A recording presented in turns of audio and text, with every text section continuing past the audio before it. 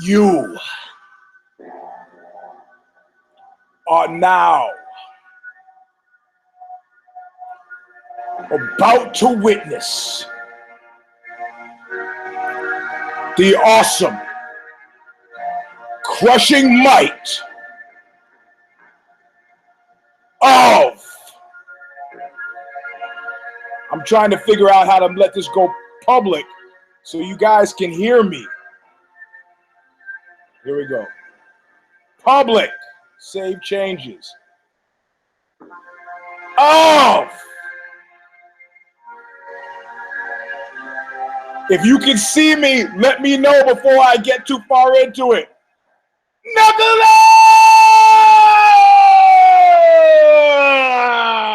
up! Woo! All right. Kid Nate has got me out here with no kind of reasonable controls at all. I don't know what I'm doing. I don't know what I'm doing. Help me. Tweet me. Can you see this? I don't think you can. Help me. Somebody help me. Back to event manager. Okay, resume it. Hang out on there. Resume.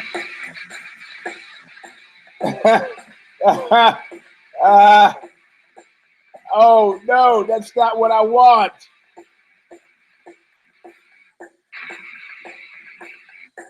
Take me there.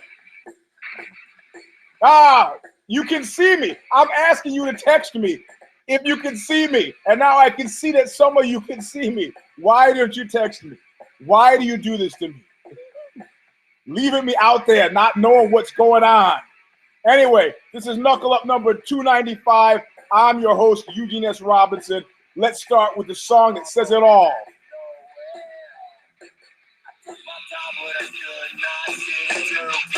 I'm taking a real good look at you. I'm taking a real good look at your face. So being paid back in full, always nothing. All right. So we got some chaos with the show because if you at Eugene S. Robinson, that's the Twitter handle. Tweet me if you can actually hear and see this. Apparently, this new cockamamie YouTube system makes you go public with it after you've created it, and then once you've created it and then you go public, then you have to reline. So I don't know if anybody's actually hearing me. I see that 5 people are watching, but why don't you take the time to tweet now? I won't say anything of great significance, you know, anyway, for probably about 15 minutes. Well, some would say for the whole time, but I'm pretty sure you can hear me. I don't know if the other window's open, but you can see me. So this is Knuckle Up number 295. I'm your host, Eugene S. Robinson. S standing for blinded. Well, yeah, the S is silent and blinded. I guess you didn't know that. Apropos of nothing, after finishing training yesterday, Sorrel was cleaning Coach Dream Crusher. You can see and hear everything. Thank you, Rodney. I knew a guy in Brooklyn named Rodney. He spelled it Rodney, but we called him Rodney. So we finished training yesterday, and Sorrel was, using this highly toxic solution to wipe the mats, right? And somehow I'm, talking, blabbing at the end of the session, as per my habit, and he goes, "Hey," and I turn around and he holds up the squirt mop and he squirts me right in the fucking eye with the solvent, this eye. And when I scream in pain, he squirts me in the mouth. Now, there are probably other things that would be just as terrifying to have squirted in your eye and then in your mouth. But this actually could make you blind. I rushed to the bathroom. I'm like, what did you do that for, you fucking lunatic? So then I go home and I decide to cook up this plan, and I take pictures of myself from a recent visit in the hospital. I go, "This is great, man. Thank you. Thank you very much." Thanks for helping me out. That's really exactly what I needed. If you want to consider all things, I needed chemicals. I'm nauseous. I am blind. And then I come home and then I decide, well, you know, I'm gonna put some gauze on my eye and I wrap the eye up. And then I walk in today and I'm like, well, you know, the thing is, one of the things that makes me a good actor, despite Leonard Part 6, is my ability to completely believe. So then I'm starting to like forget that I'm just fucking around, and I start to get like sympathetic pains in my eye, and I'm like, I can't see. Everything's 2 dimensions. Everything is that means I can't drive. I won't be able to paint anymore. Not like I was painting before, but you know what I mean. So Sorrel picked me out as bullshit and then made me go with a succession of a marathon roll with guys all over 200 pounds. And so my eye feels a lot better now. It feels amazingly okay. But anyway, this UFC Fight Night 96 was complete and total fucking bullshit. That's it. I should just end the show right now because there's nothing I'm going to say that's going to improve on that. Look, I understand what Sean Shelby and whoever the new Joe Silva is has to go through. I understand it's like babysitting very big, dangerous children. I understand that it's the worst rock and roll excess ever with the personalities and egos to match. I understand all that. And I understand that the fans are sometimes unforgiving and not understanding, just like bands are always accusing labels of trying to rip them off, and sometimes the labels are actually just trying to help. I understand all of that shit. I understand every single bit of it. Every single bit of I'm not missing a trick, right? However, the reality of it is, like I told you about that woman who I was dating who used to just be a blabbermouth until I finally said, hey, look, you know, I'm actually listening to you. I'm actually listening to you. So if you could treat me like I'm actually listening, you might fucking modulate what you're saying, because I'm listening to everything. Now, and you've talked for 15 minutes about the watch and about 50 more minutes about the sweater, and I'm half an hour in and we're just on the watch and the sweater. Come on. So some of us are paying attention, whether it's because we're financially motivated or not. I'm paying attention. So I'm taking time. I'm a busy guy. It sounds good. So I don't have time to be fucking around. And you don't have time to be fucking around. Believe it or not, I'm squeezing what's probably a 3-hour show. Joe Rogan's show. How long is his show? What is it, 3 hours? I'm squeezing that into like 55 minutes, sometimes an hour and 3 minutes if the time allows, which it won't today because I told you my kid's birthday.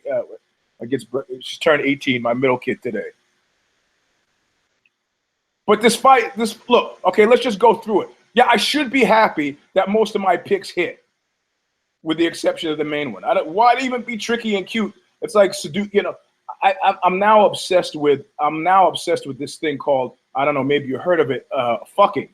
I'm now obsessed with this fucking thing because it's like, there's a thing that anthropologists call the copulatory gaze. How is it possible that I can go to travel all around the world, and this is a universally recognized nonverbal exchange between people who want to have sex with each other, or at least one person who wants to have sex with the other person. It crosses age boundaries, religion boundaries. It crosses all kinds. Bjork sings about it. She said, "There's a naked man in my flat, and he's looking at me in a strange way." Well, Bjork might say that about anything. I don't know, but in this instance, they call it the copulatory gaze. But I want to know what makes it sexy. What makes it sexy? And more specifically, what is sexy? Now, if you can tell me what sexy is, separate it from media tropes. Well, I find high heels sexy. Yeah, maybe you did. Maybe it became a shorthand for the fact that when, a woman or your sex partner of your choice is wearing high heels, it puts their back in what they call their lordotic position.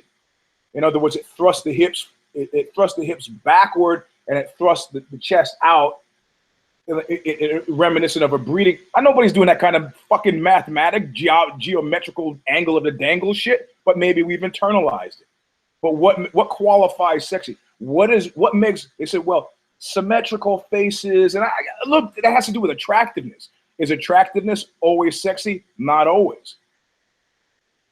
I know somebody who just had sex with 2 homeless guys, strangely, not at the same time. She hated herself afterward, but she did it twice. So, you know, what qualifies sexy? Oh, bro. So there's certain people that we could say, well, that person's attractive and they're sexy. Well, we know that these things are not coupled together. So this is something that I'm obsessed with. It's in terms of perception and reality. And look, the reality of the perception is that these were exciting fights.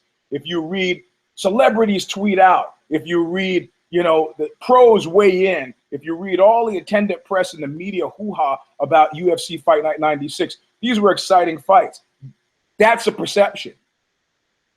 Because we're all junkies. But I'm here to shit over your junk. It's like, and of course, this is always my problem with well, theoretically, this is always my friend's problem with drugs. You take the drug, man, this drug is not doing shit. I've been burned. Give me more. And of course, the drug dealer at that point is perfectly happy to do so, except maybe he says at first, well, I won't charge you for this. That doesn't really work with psychedelics. You take 19 hits of LSD, man, free or not, you're feeling it. Unless it's completely bumped. You need to weigh the options. UFC Fight Night 96, you know, backing into it. Keep in mind, I was busy, didn't get a chance to watch it last night, watched it this morning. So I'm backing into it. And so I'm seeing your tweets and you're tweeting me and people are texting me and it's going backwards. I'm like, oh shit, guys at jiu-jitsu were talking about, oh shit, I gotta watch it. And even, like I said, there are a lot of don't cares on this card. Let's just briefly go through the don't cares because I'm under time pressure. Kelly Fasols and Kettler Vieira. I didn't care. And nobody told me of yous who actually watched that I should care. And it was a 3-round split decision. We all know what that means. We all know what that means. And some of you guys call bullshit on that. Go, Eugene, that's not always the case. Whatever, man. Cody East and Curtis Blades, all I had to say about him is his fight nickname better have something to do with sharp blades or knife blades or something. I didn't care about that fight either. It was a knockout, but none of you said, oh, Eugene, you got to see blades or blades do whatever. Jonathan Wilson and Ion Kudalaba. Now, some of you schooled me on Ion being John in Romanian or some such thing. And I dug that. And, you know, you said you should watch Kudalaba. So I did. And it was an entertaining fight. Is Kudalaba moving from don't care to care? I don't know. It depends on whether I remember his name next time. But the first pick on the card was Nate.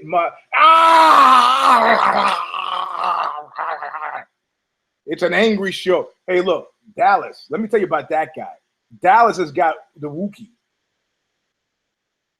That's right. Take a screenshot out of it now because this won't last forever. Nate Marquardt and Tamden Makrari. Look, you know, Kid and Nate picked Tamden. I picked Nate. Nate won. Nate picked against Nate. They took us Nate. Chris Puny. That Nate. Anger. He's angry. The question is, would you rather be a werewolf or would you rather be a vampire? I mean, if you're a werewolf, you live most of your life pretty fucking comfortably, except for that one day of the month. Then you're crazed. And you're also killing things that you love. So therefore, the rest of the month, you have to modulate your affections lest you indirectly result in the murder of somebody you like. The vampires can do everything that humans can do, but they are in fact dead. And they have this overwhelming hunger that requires, but if you're clever, you could probably get around killing people. So the question is, in regards to the Hulk, is it worth it being that strong if, you know, your entire expressive palette after that has to do with nothing but rage? Because as soon as the Hulk relaxes, He's back to David Banner, stuck in the Andes. How the fuck did I get in the Andes with no pants on? That's a question I often ask myself. So Kid Nate picked against Nate Marquardt, but Marquardt is in a hell spot. You know the hell spot that Nate Marquardt is in? Nate Marquardt is in a hell spot where somebody who is booking the fights has no idea what to. He's Sean Shirked. He's in a position where it's like you just can't run somebody up against him and expect that he's not really a gatekeeper, because he will fucking ruin your party. If you're trying to develop some guy, you don't want to Sukuju somebody. So Sukuju, who's still fighting, he's fighting in Poland. Did you see that? The KSW fight, he's fighting in Warsaw. I go, Sukuju, oh shit. My boy's Dark Star back. KSW, hey, the longest journey starts with the smallest step, my friend. More power to you. The guy in Poland is much bigger than he is, but I'm feeling fairly confident Sukuju could pull this one out. So what? So Nate, who do you run up against him? And at this point, because of the steroid thing, I think Nate is just happy to be anywhere. You take whatever they give him. So he's like from their point of view, he's like the perfect guy for them to fight, to have fight. He's not asking a lot. He's happy to get what he gets. It's like having sex with somebody who is unattractive. They're really happy to have sex with you, and as a result, you're really relaxed. People go, what's the benefit? That's the benefit. Being relaxed. You know? I mean, this ties into the Bjork story before. This guy I know, I'm not going to go into because I've talked about it before, but he was on tour with her and watched her systematically have sex with her entire band. Not the same time, at different times. And when it came to be his night, you know, he was like, oh man, I've been waiting for this. This is so over. Everything that could go wrong went wrong. Everything. Hard time getting it up. Couldn't keep it up. Struggling to keep it up. Didn't work out. It was uncomfortable. Finally gets it up and blows his load way too soon. And then had to ride out the rest of the tour. Then she made him leave the room, and then he had to ride out the rest of the tour knowing there's no go-agains. No go-agains. So you got a Nate Marquardt, and you got this guy, he's too good. He's really compliant, takes whatever he gets, and he can ruin your whole fucking day. If you need to kungle your way around him, and I say kungle because one of the most extant issues about Kungle, who now is suing the UFC, but one of them was that he was really clever in fight matchmaking. I'll take that fight. I won't take that fight. He had a relatively clean record and wanted to keep it so. And part of that is like, hey, the fight begins before I even get the contract to sign, because I want the right contract in front of me. This is sports entertainment. So where does this put Tamden? I mean, I like watching his jiu-jitsu attempts. Didn't really work out. But I don't know where it puts him, but it doesn't put him in the same place where Nate Marquardt was. So I picked Nate. I was happy. I didn't care about Keita Nakamura and Dos Santos, and none of you told me to care about this fight. So they remain in the don't care column. I had minor league interest in Walt Harris and Shamazel, Shots and Bever Corporate. I think I actually did pick this one, right? I did pick, and I picked the Dagestani guy, and Walt Harris didn't fail to disappoint, or didn't fail to, not the opposite of disappoint. He didn't fail to please. He lost the way I expected him to lose, and that was okay. Hulk is on the move. Andre Fili, same. I picked Fili to win, and I don't think Kid Nate did. I don't know if he did. I don't remember. It doesn't make a difference. I didn't care about the Silva Christensen. So you got a lot of really not caring stuff happening, right? Which in my mind total bullshit. Because if I'm watching on Fox Sports or Fox Sports 1, that's a lot of commercials to sit through. Smoker, who I didn't pick him. Kid Nate picked him to a blind pick on my own. Got fucking murked, submitted, you know. Oh, tapped out. Okay, Big deal. What I'm talking about is, using my drug world analogy, I'm talking about standing up from the table and going, oh, yeah. And that's not happening. Joshua Berkman. I didn't care about Berkman. I couldn't give it to him. Couldn't give it to him. And as luck turns out, I couldn't give him the care because I didn't pick him to win, and I didn't give a shit about Zach Altau. That's how that worked. And Berkman didn't fail to please by doing what I expected him to do, which is to lose. Bring us to Will Brooks and Alex Oliveira, and why I'm calling bullshit, and why this whole show is an appreciation of bullshit. Which, look, I'm going to tell you right now. You have a system for what happens when a guy touches a ref, and then somebody sagely pointed out, stepping around the whole race issue, sagely pointed out, if a guy wants out, they'll just start kicking the ref's ass. If you just automatically kick guys out, they never should have kicked. Who should they have kicked out? They shouldn't have kicked out the dude who got kicked out. What was his name? John, the other cat who got kicked out for shoving the ref. He shouldn't have, but he was a nobody. So he was easy to make. He was easy to make a scapegoat, whipping boy. Paul Daly. Well, Paul Daly, for what he was charging, they were trying to build up the British market. Paul Daly was kind of a knucklehead. Nobody loved Koscheck, but you just can't have that kind of shit. If you are in meetings pre-sale trying to seduce people into this idea that it's different from boxing, you can't have those boxing hijinks in it. You can't. Cage clearing brawls with stuff being thrown from them. You can't have that kind of stuff happening. You can't, it's not the kind of thing that happens. What? Fucking around with me.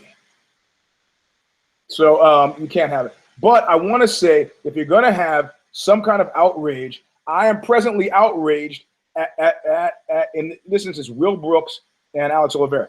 Alex Oliveira was my pick. That was my pick. So on the one hand, I'm very happy that he won. On the other hand, this weight loss thing, they should, if you do this twice, you will be instantaneously bumped to the weight category above. That's it. That's it. That's it. None of this, I'll give 20% of my purse. And then, the optics are bad. The optics are bad. You don't think 5 pounds makes a difference? Really? You've never done this then. You have never done this. As well as whatever that guy who came in on weight was walking around at, whatever he lost, whatever steps he lost trying to get to the weight that everybody else should have been at. So now I got to suck it up and you get to hang out with 5 pounds extra because you didn't want to diet? Twice. There should be penalties over the purse. He goes, yeah, I'm going to take the purse and I'm going to put it in my daughter's college fund. Whatever, man. You took the purse and you took the 20% and you took the L. That's not cool. What happened with the ribs? Was it a kick or did you fall with Tubby on top of you? It's not right. It's not right. Keep in mind, I'll say it again, Alex Oliveira was my pick. Kid Nate had it out for Will Brooks. He may have picked Brooks. I don't know. Yeah, Will Brooks is a boy. Nate doesn't like these Carmont top. He doesn't like essentially wrestle-based fighters.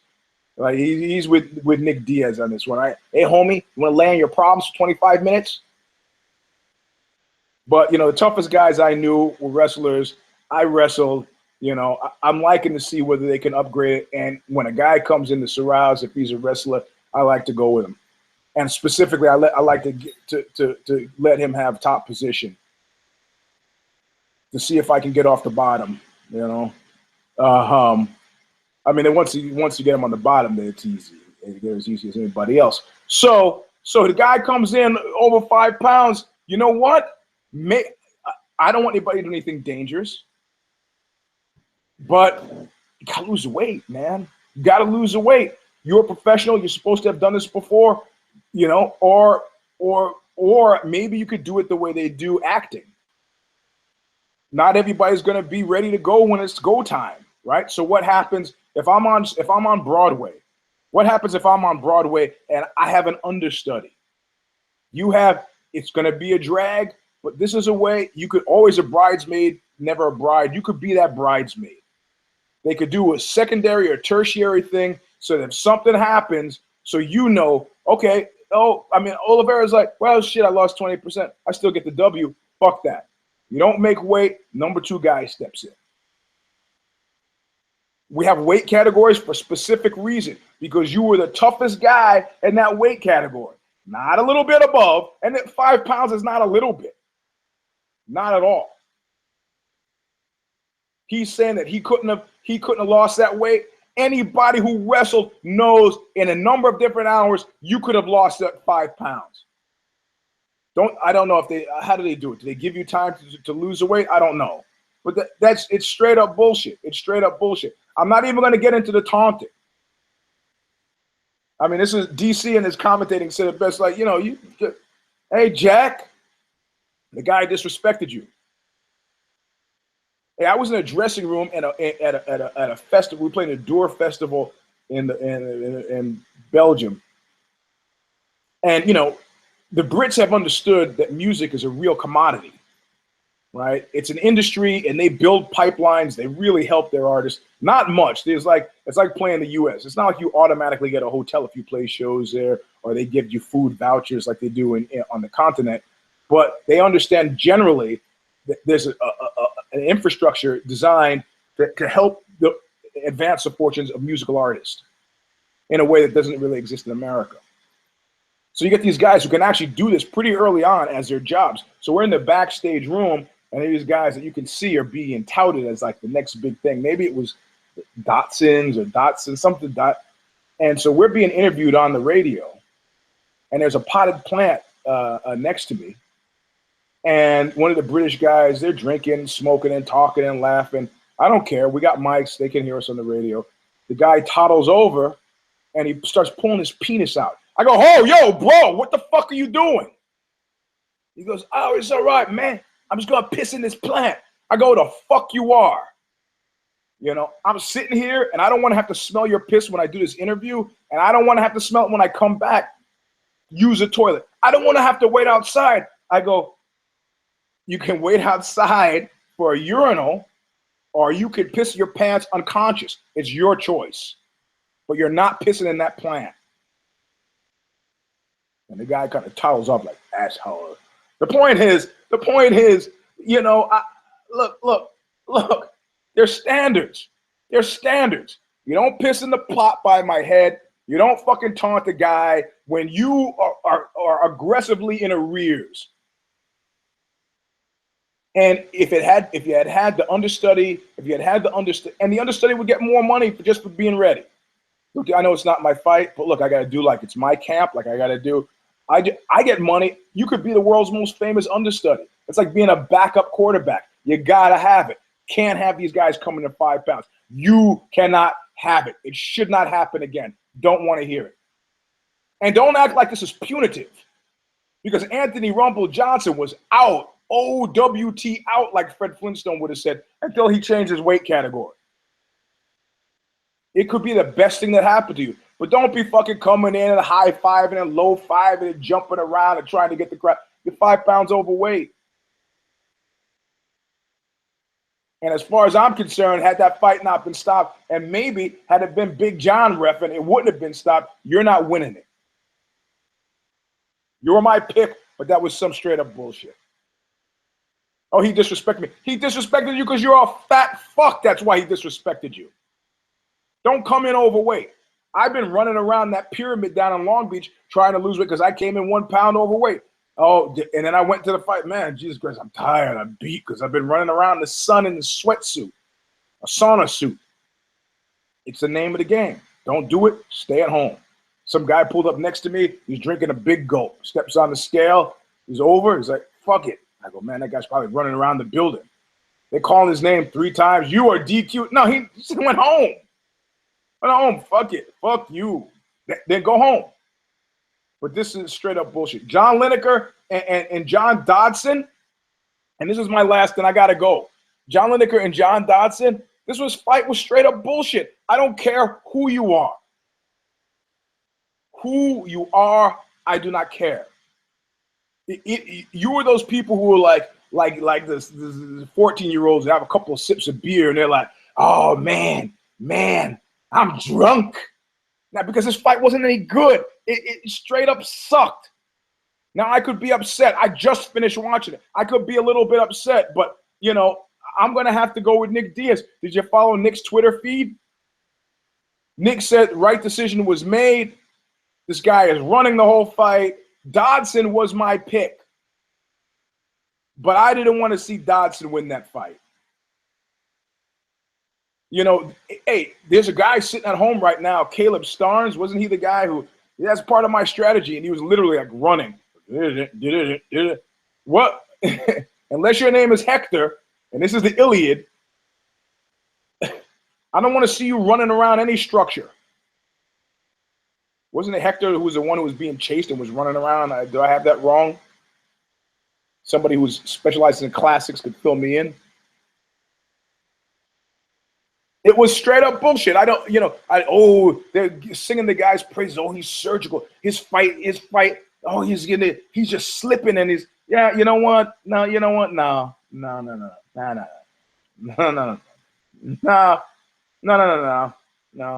Yeah, you can tell me it's rain, but it smells like piss.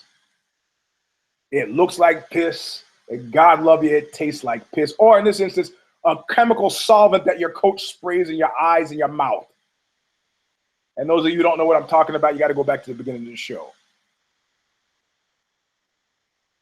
Lineker came to fight. They said at one point as though we're a disqualifying factor. His head body guy. He's a head body guy. Not too much the lower body. He was engaging. And a couple of times he's like, come on. Yeah, and then, you know, it's like, okay, was he? No, Dodson had the pipes, had the lungs, had the energy. He's high-fiving and low-fiving the guy, and they're giving each other pounds between rounds. This is great, buddy, isn't it? And at one point, Lineker realized this guy's trying to fucking point me into insignificance. He's like, come on. And then you remember something. You remember that 1 is 10 and 1 is 3. How'd that happen? Why don't you get into Taekwondo or something? I don't want to talk shit about other sports, but this it was crazy. It was imminently not satisfying at all in any way, shape, or form. Oh, Eugene, you're being too quick. I'm not. You know, I don't know what your time is worth. My time is pretty valuable. And I know I haven't mentioned Nazis, but it's not always the right time to mention Nazis.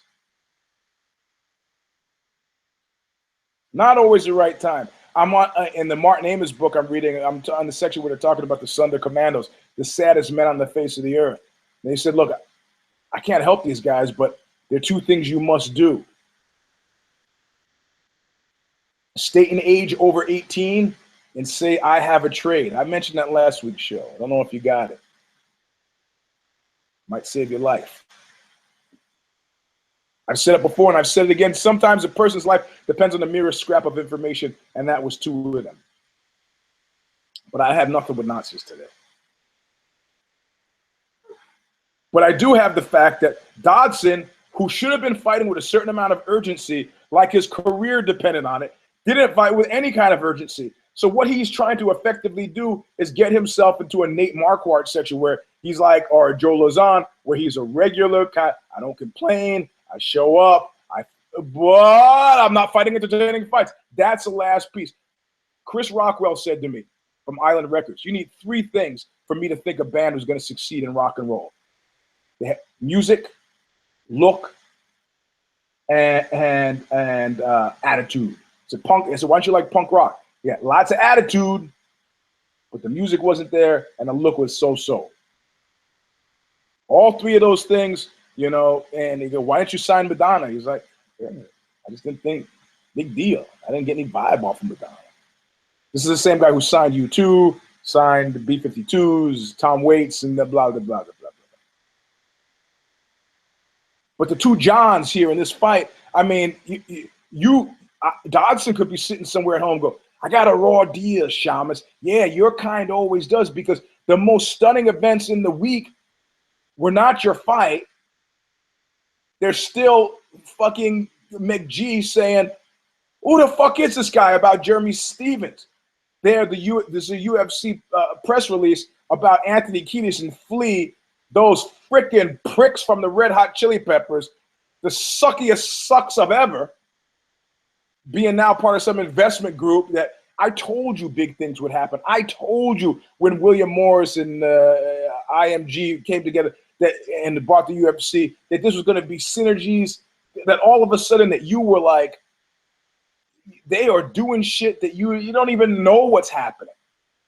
We're now tri-level chess, and you are still playing pickup sticks. Or at best Parcheesi. Maybe Mahjong, but you're not playing triple level chess. What do you think, this is accidental? Who's that? Brady is in. Brady is in. Cross sports, cross category. Music, sports, film, Affleck. Synergies, commercials, TV shows. How did Michael Strahan get a morning show? Fuck. You guys don't, it's all about branding, and it's all about selling you what you didn't know you needed before you knew you needed it. And it's not food, which you actually do need, or air, which you actually do need. So somebody raised it to me in a tweet, and it was like he was tied in. If I was crazy, I think he was inside my brain. And what he said was, isn't it strange that the past 3 weeks there's always been a kerfuffle? There's been a kerfuffle, like every UFC fight. So there's been the kicking the ref in the ass. There's been the Will Brooks throwing the mouthpiece at the guy. There've been Verdum kicking the Taravidian in the chest. He goes, am I crazy for thinking that? Well, this could be a couple of things. And maybe, hey, here we go. Here we have our Hitler tie-in. There are 3 types of secrets. All right? Those I keep from you, those we share, and those about future events as yet unknown. It could be that people are anticipating that suddenly we're playing a different type of kind of chess, and that they need to somehow, like James Terry said to KNUCKLE at one point, how do I make the jump from Strikeforce to the UFC after Strikeforce? And KNUCKLE just looked at him and goes, "Quite an exciting fight." It could be that these are internalized directives by fighters realizing, the same guy who represents Tom Cruise is now working in the office where, hey, you don't think people are thinking that? I tell you, I'm thinking it. Yeah, I'm thinking it as a member of the media, because I know that people who watch the UFC are maybe watching this show, and now these are also people at William Morris. Ozzy is repped by creative artists.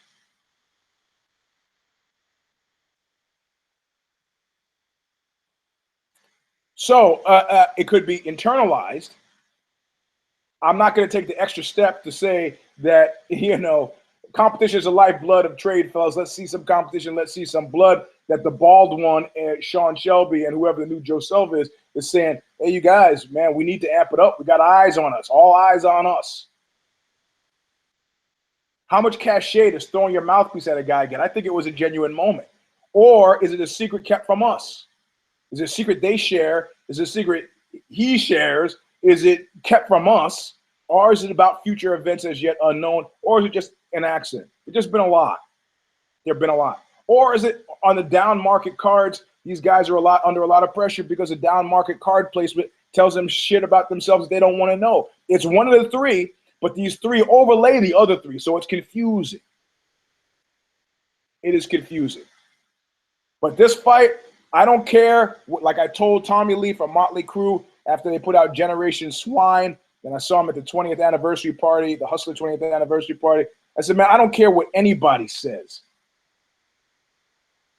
I like that record. I don't care how many people tell you that record sucks, Tommy. Eugene S. Robinson, think that that's a quality record.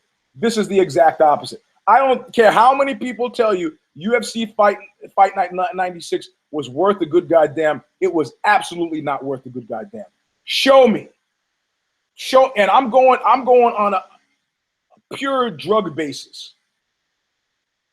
You go out and buy yourself a bindle of some narcotic, and you take it with people who consume that narcotic, and you say at the end of the evening, am I in jail? No. Am I dead? No. Have I crashed a car? No. Have I burned my house down? No. I guess I had a good time.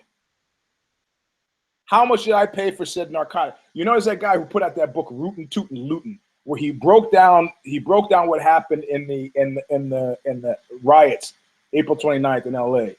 And he said, what did you steal? What's its actual value? And what's its value to you? So if you were a guy and you stole a whole fucking trunk of Pampers and you had no kid, it was worth nothing to you.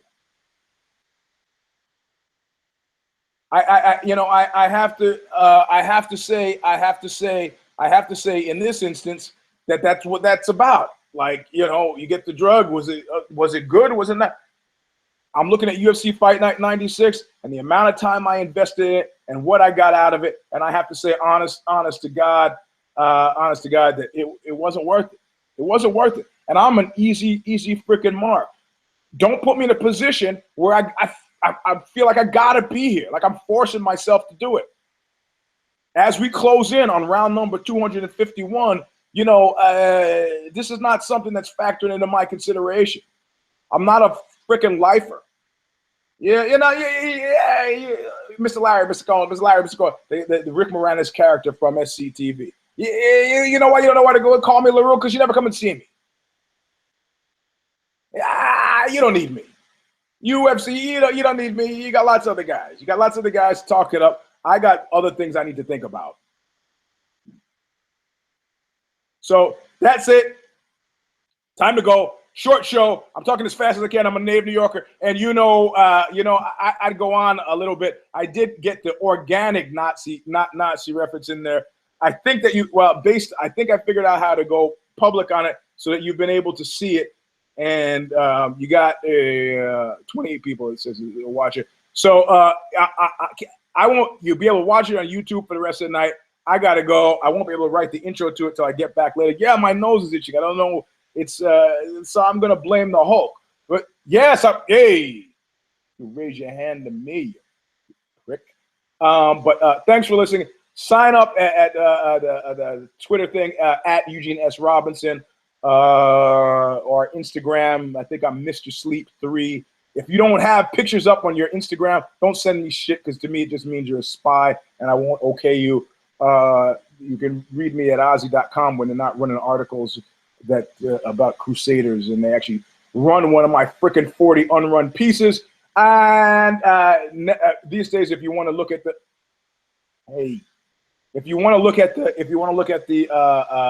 go to Vice's Fightland and look at the old stuff I've written, but I haven't written for them for a while because I don't need the adjutant. So anyway, that's the end of the show. It's a short show. Last week and this week, short shows. When you have that many don't cares in the card, what do you expect? I could go on for 3 hours, but today and last week I didn't have time. I don't have time now. I gotta go. Thanks for listening. Look what you made me do! Is that it?